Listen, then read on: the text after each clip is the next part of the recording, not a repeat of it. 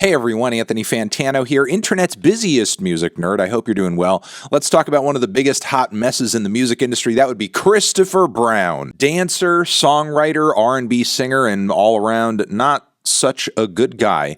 Mr. Chris Brown, he is causing a stir once again. Going at the throat of an artist in the R&B world who at this point it is not really posing much of a threat to him, honestly. We are talking about Tinashe, who there may be some people watching my channel that are not familiar with her work. If you're not, you should be, especially since her new project, that BB Angel project, is so good. But for those who are unfamiliar, Tinashe had a bit of a short commercial run with RCA Records in the mid-2010s. She did have a few hits, but ultimately did not blow up commercially in the way that maybe the industry wanted her to. She ended up parting ways with RCA. Since then, she has still been releasing music independently, remaining in that pop and R&B lane, but in my opinion, doing much more interesting stuff. Bringing a sound that's not exactly desperate for commercial success or trying to, top the charts or anything like that. Tinashe is not out here trying to take food off of anyone's plate. She's kind of out here doing her own thing in a slightly more left field way. She's being more unfiltered artistically and also more unfiltered when it comes to talking about her experiences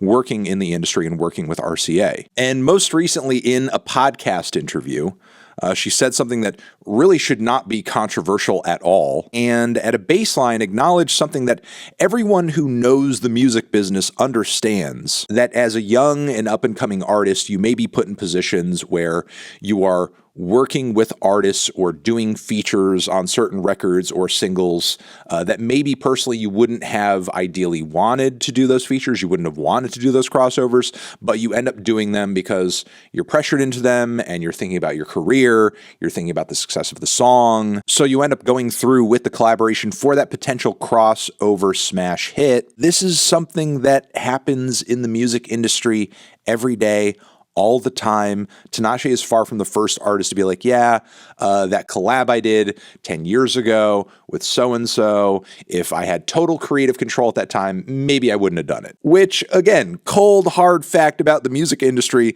that is pretty much indisputable, that many artists have found themselves in a position where they've compromised a vision or an idea in order to attain maybe some more commercial appeal. Now, in the instance of Tinashe talking about this topic in this recent interview, she is asked about whether or not she regrets collaboration she's done in the past, namely with R. Kelly. Attached to things that felt labely, would you put in that category the songs you did with R. Kelly and Chris Brown? Oh, you think I wanted?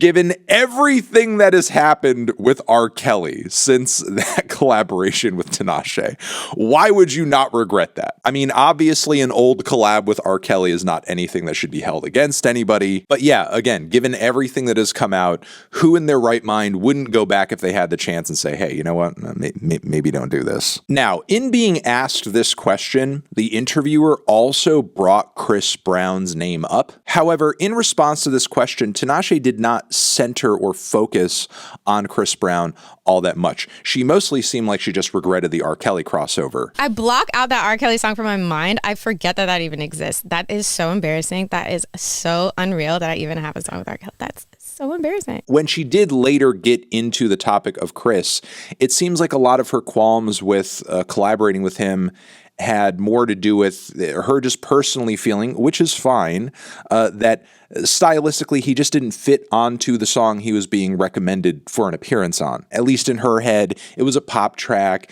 He's more of an R&B artist. I mean, it's a personal preference that as an artist, I think she's just allowed to have. I mean, who knows? Maybe there's an older track that she would have preferred he be on instead, whatever. Either way, the bulk of her regret and disgust around this topic seemed to center mostly on R. Kelly. However, this seems to have been enough to get Chris Brown and the Chris Brown army going crazy. Now she's trending. Now Chris Brown is trending. And Chris Brown is really going nuts on here, saying she's full of that evil. Also taking digs at her for not really having that much of a commercial run when she was on a major. Frankly, I've never been the biggest Tinashe stan or fan or whatever. I mean, I found a lot of her RCA work to be pretty boring and standard as far as R&B goes. But her recent stuff since breaking with the label has gotten a lot more interesting. interesting. And frankly, as somebody who's a fan of music and not a fan of numbers, I would rather that. Even if the new record is not streaming as much as, like, I don't know, some fucking stupid 4-hour Chris Brown album nobody's listening to all the way through. It's just so sad and pitiful and unfortunate that Chris Brown and his fans as well, like, expose themselves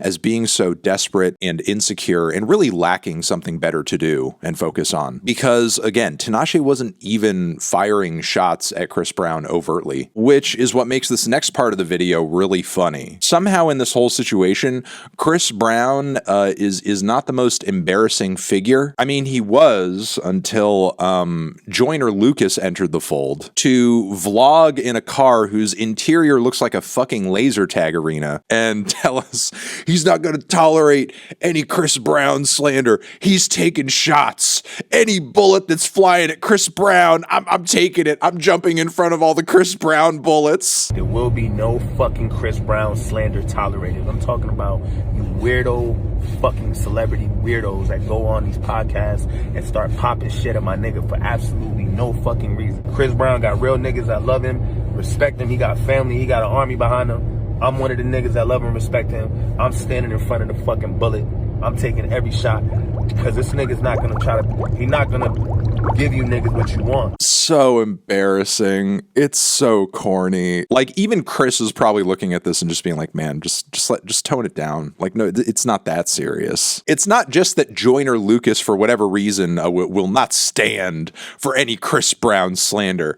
He has to go the extra mile and build Chris Brown up to be something he's not, and say that he's the closest thing we have to Michael Jackson, and he doesn't care what anybody says about The Weeknd, which Abel's music is way hotter and way more interesting than any Chris Brown song or project currently. Abel's way closer to that shit than Chris Brown is. In a way, Joyner Lucas did successfully achieve what he set out to do here. By saying what he said and acting in this way, made Chris Brown's unnecessary reaction and Instagram comments seem just like kind of normal and not that bad, just like at an average level of Chris Brown type cringe that honestly we're most likely going to forget in a few weeks, if not by the end of this video, because whatever blowback for that Chris Brown would have received for the foreseeable future, Joyner Lucas is now sucking all of that up like a sponge by coming in and being like, leave Chris Brown alone, by giving us an opinion nobody asked for at all. Like, nobody was wondering what the fuck Joyner Lucas thought about people hating on Chris Brown. And believe me, I'm like the master of having opinions people don't ask for. So believe me, I know one when I see one. You should tell me your opinion, though, on all of this BS in the comments. You guys are the best. Love you. Mwah. Over here next to my head is another video you can check out. Hit that up or the link to subscribe to the channel. Anthony Fantano, Tinashe, Chris Brown, forever.